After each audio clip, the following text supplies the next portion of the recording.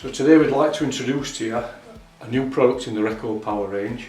We've got the Coronet Cobra for the SABRE-250 scroll saw guide system. Obviously fits directly onto the SABRE-250 bandsaw. And when you open the box on this, you can see straight away the product itself comes complete, ready to assemble. So what we're just going to show you now is the basic steps to take it from the basic bandsaw to the scroll saw guide.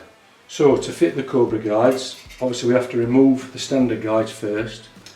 We access the grub screw through the side with the Allen keys provided with the bandsaw. Just loosen off. That allows you to remove the guides as one unit. It just leaves you this shaft in here which you can adjust. That's going to be adjustment for getting the Cobra guides correct. Once we've done that, there's a grub screw already fitted to the Cobra, and we just fit that on over the top, slide that in position. Again, Allen key provided with the grub screw, just lock that in position. And then we're ready to fit the blade for the final adjustments.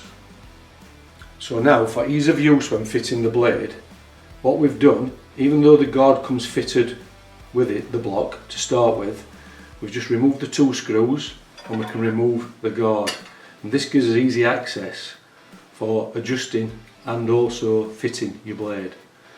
So you can see now we've put the blade onto the machine, and you just check that you've got the correct tension, and then when you're rotating everything's tracking correctly. Any fine adjustments you may need to do, you do them now for the blade. So it's in position.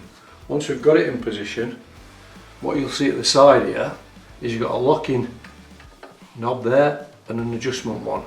So you loosen off the locking screw, wind that clockwise or anti-clockwise until the blade is sitting true with one of the grooves. Whether there's 3 grooves in there, doesn't matter which one you're going on.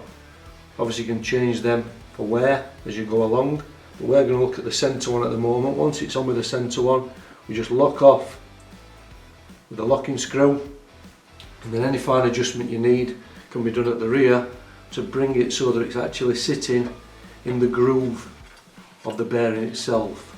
Once we've done that, we can rotate around, and you can see that that's actually rotating the bearing at the same time and sitting in the groove for stability as you're doing that.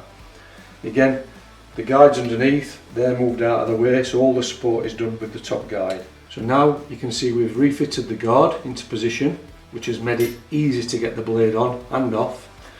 We can bring that back up, the blade's in the right position to get the support for the bearing behind. Obviously just to check on that one, make sure everything's running nice and smooth. Then we're ready to close the doors, make the machine live and get on with the cutting.